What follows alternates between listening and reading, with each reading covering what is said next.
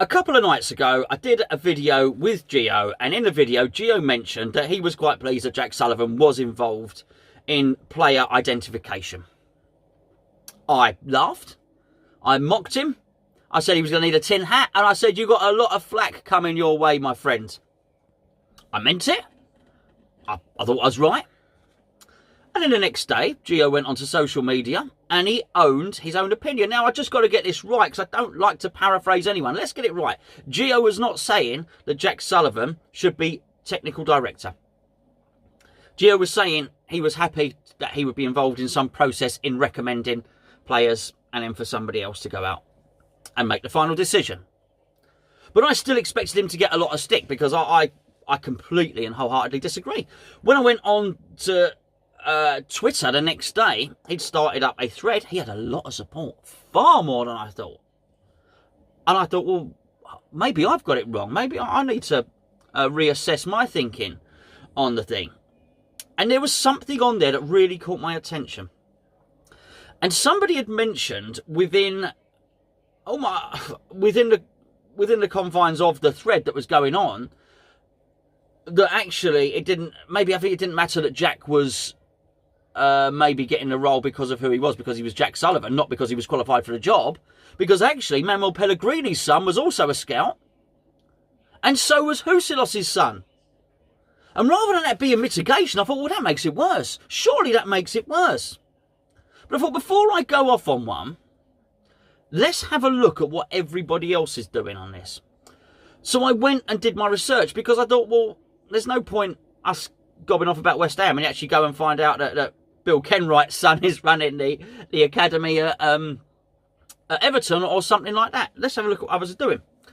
In the process of doing it, I started looking at what is required for player identification. And you've got to be qualified. You've got to be very qualified to do it. On the FA website, clubs can advertise for when they want a new scout, when they want almost any role within a club. They basically aggregate all the information from all the clubs. And it took me onto it took me onto an advert, and an advert grabbed my attention. There's no point comparing us to Man City, Man United, Chelsea. You understand this. I don't expect us to be competing with them. But I'd like to know what Wolves are doing. I'd like to know what Everton are doing, what Leicester are doing, what Southampton are doing. And I stumbled across an advert for a scout for Wolverhampton Wanderers Academy. And there are loads of rules. I mean, loads of rules. So as I'm going through it, it says here, a job title, Academy Scout. Role, work alongside the recruitment officer under 17, under 23s to ensure Wolverhampton Wanderers identify and attract the best players, but within the rules and regulations of the FA, the Premier League, Football League and FIFA. Regulations, I thought. I know now because I've looked. What regulations? And it says an essential list of things that you must have if you want to be a scout.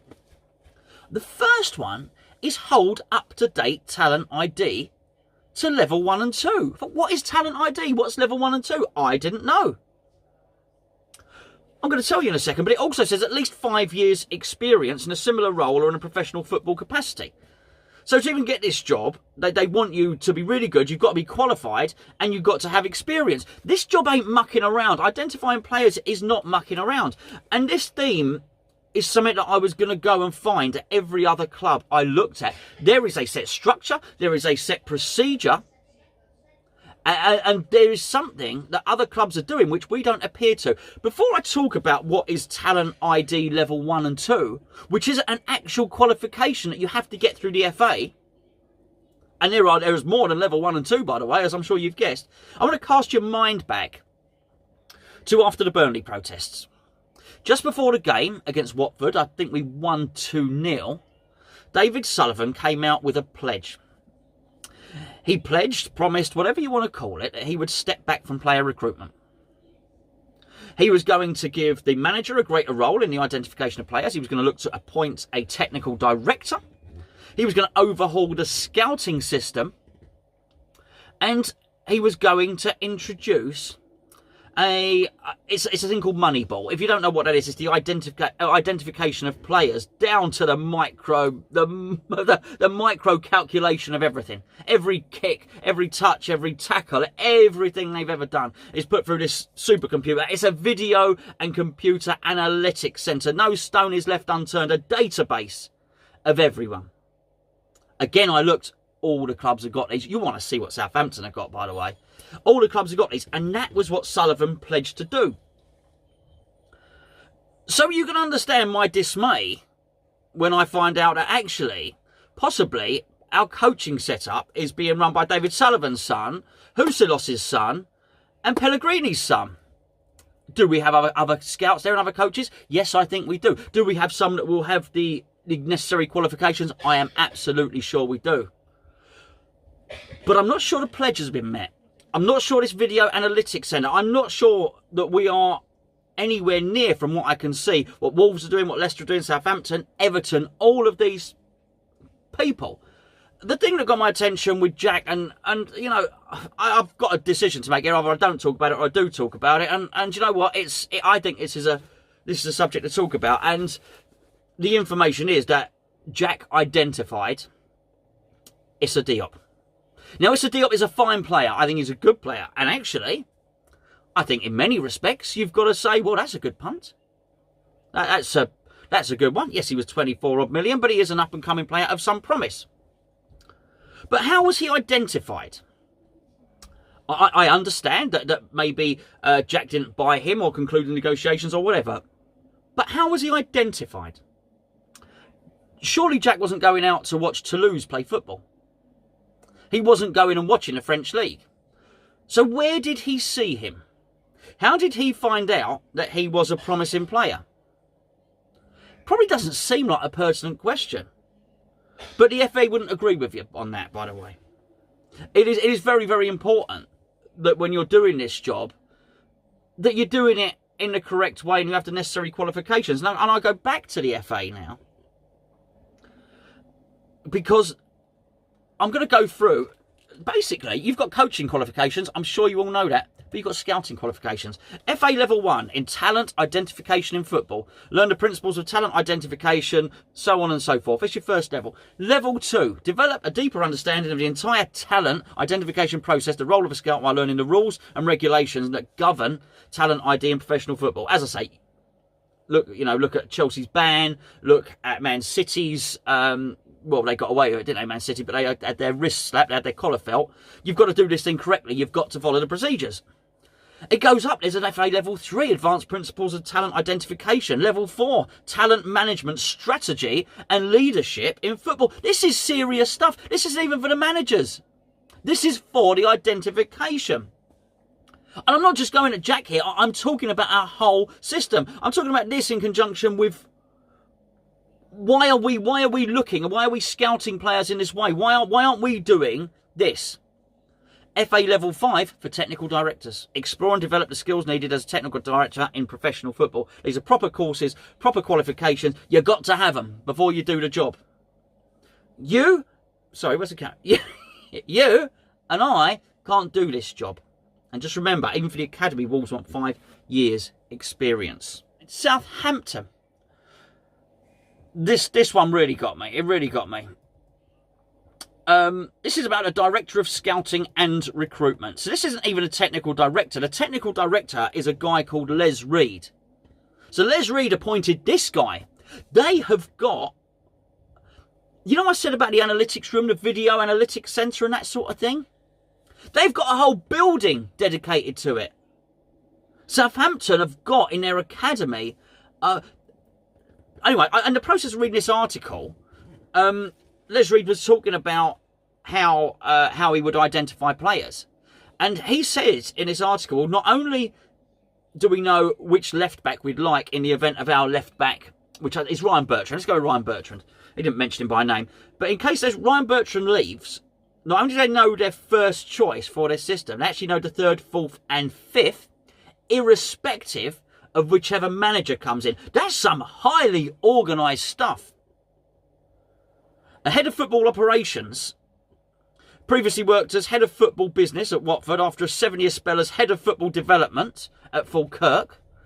He'll head up Southampton's scouting and recruitment department, overseeing 20 full-time members based at the Staplewood campus. All right, so that is 20 full-time scouting people and analysts at the Southampton campus, as well as a further 30 in the field. So can I just say that again?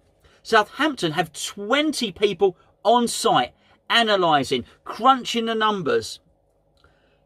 The people, and they've got 30 people out in the field watching matches, passing the information back to those number crunchers who are putting it all into the supercomputer and doing whatever they do. Why don't those other clubs copy what West Ham are doing? The nepotism route, let's say.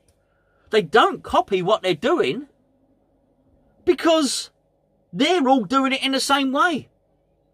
All of them have these things. When David Sullivan did his little speech before the Watford game, after the Burnley thing, he was already years behind. Arsene Wenger implemented this stuff at Arsenal 25 years ago. We are lagging well behind.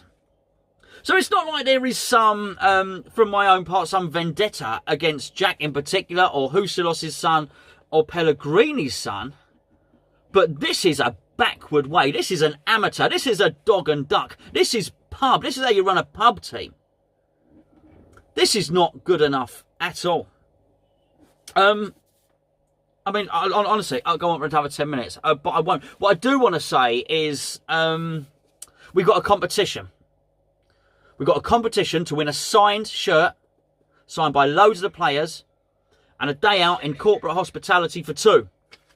Obviously for the second half of the season going forward. The prize is going to be drawn on the 20th.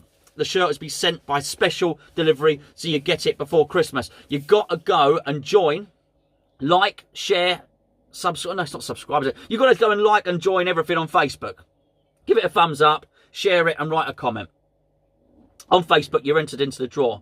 Proper shirt this is, signed by loads. I know it's Declan Rice, Mark Noble, Yarmolenko, loads of them. Loads of them have signed it. Not everyone in the squad, but I don't know, 15, 20 people have signed this shirt. I do have a list. I've got all my list is about academies and scouting and stuff like that. So the link, please, the link is in the description below. Go under this screen, click on it, go to Facebook, follow the page, do your stuff, give it a thumbs up, give it a share, and then you're entered into the competition. Someone's going to win it, and it's a good one. And I've been on with the person who's generously donated this prize. I've been in corporate with him to see games before, and it's a very, very nice day out, I can promise you. Before I go, I also want to... I know it's a long video, but there was no way of doing it otherwise. There was no way of making that stuff about the scouting short, and I want to talk about something else as well. It's about... okay, I mean, it's a bit of a stigma to this. Not a lot... Well, not a lot of people know this unless you know me very, very well. A couple of years ago, I got into a lot of financial difficulty. My wife is... I mean, she's training. She's she's doing a degree at the moment in midwifery. Before that, she was a volunteer at the hospital in the NHS. Volunteered for years. She runs a charity for mental illness as well. But there came a point where she had to decide to actually, she couldn't really do any paid work for a while she did her degree. And we're still at the end of it now. By the time she finishes it, she'll be a qualified midwife. But we struggle for money. We really struggle for money. We got 4 kids. We had a bit of financial difficulty. It's what I'm not asking for any money, by the way. And I'm not doing a begging letter. We had financial difficulty, and it was a bit of a tough time, and we had to swallow our pride a little bit. And we had to go and use a food bank. In fact, we used a food bank 3 times. And why am I talking about this? Why am I telling you about this? Because I've got personal experience of it, and it's very easy to look at food banks in a certain way. Politically, I hate it, because one party will use food banks as a means to try and gain votes, or they might use it to, another party might use it to gain votes, or use it as a way to stop the other party getting votes, a stick to beat everybody with, or to make yourself look better. It's used as a political tool. Actually, it's not the reality of using food banks. Food banks is seen as a dirty word and a bad thing. I'll tell you what, when you've got to use one, it's a really, really good thing. Because what you do is you go there, and well, the one we went to, there were 3 really, really nice ladies, and you let them know how many children you got and stuff like that, and you go around, and we came back probably with 5 or 6 carrier bags, big carrier bags full of shopping, cereals, tins of stuff, packets, pastas, everything. Really enough to feed the family. We were, you know, you've got to be quite smart with your meals and plan ahead, but enough to feed the family for 2 or 3 weeks. It was an absolute godsend. We didn't, honestly, we didn't have a penny at the time. And a food bank was a wonderful, wonderful thing. I mean, to be fair, yeah, I felt a bit crap going there. It dents your confidence. Your ego takes a whack. There's no doubt about it. But it's a charitable donation, donated by well-intended people. Should there be any need for food banks? No, there shouldn't. But I tell you what, the people that donate are wonderful people. The reason I'm talking about it is my mate John has set up a food bank, the West Ham Food Bank, in many respects. I'm gonna put the link underneath as well, so you can look at that after you've clicked on the Facebook thing. You know what I mean? To enter for the competition. John's done wonderful work. It's in Stratford. John has he's got the support of Newham Council, LS185, LLDC, local MPs Lynn Brown and Stephen Timms, and the council and the Met Police, because I know, because I've spoken to Andy Sheldon about it online as well, are going down there to make donations. The food bank donations point is at the information centre in Endeavour Square. Unfortunately, we can't get it. I say we, it's nothing to do with me. This is no we. I've done nothing, right? This is John. But unfortunately, not been able to get it sort of in the ground and near the ground and near the football club itself. But there's been massive support from, as I say, from the councils and the stadium operator and people like that. So it is by the information centre in Endeavour Square. So if you are on your way to the game for the Leicester game, take a tin of beans, tin of ravioli, little sausages with the beans. If you're going to the game, take a couple of tins, and if you're coming out at Stratford Station, go and say hello to John, because he's a wonderful man, who's doing a selfless, lovely, lovely thing, and go and drop a packet of pasta or something, packet of rice or something like that. Into the food banks, non-perishable. You can't bring a mouldy old cucumber, all right? You can't bring a pack of tomatoes. But I'll tell you what, if anybody's going to a game and there's, even if there's 5 people who watch this video and go down there and add to that, this is a genuine. Sometimes you give when you give money to charity, it can be. It's always difficult to know if your money is going to reach its destination or indeed the one that you want. Particularly when charities are so big. It's a very, very personal thing. Believe you me, if you go and donate a packet of noodles, that packet of noodles is going to go to someone that's hungry. And they're going to be very, very grateful indeed. There we go. Anyway, thank you for bearing with me. I'm sure Gio switched off after 13 minutes, as he does. It's a little bit long, this one. I do appreciate your time, and I don't know what I'm going to talk about tomorrow, by the way. If you've got any ideas, I'd like to hear them below. And of course, let me know what you think about our recruitment process, because from where I'm sitting, we are lagging light years behind not just the top teams, but the middle teams and the bottom teams as well. In fact, I wouldn't be surprised if there are teams in the lower divisions who have far better scouting networks than we've got at West Ham United.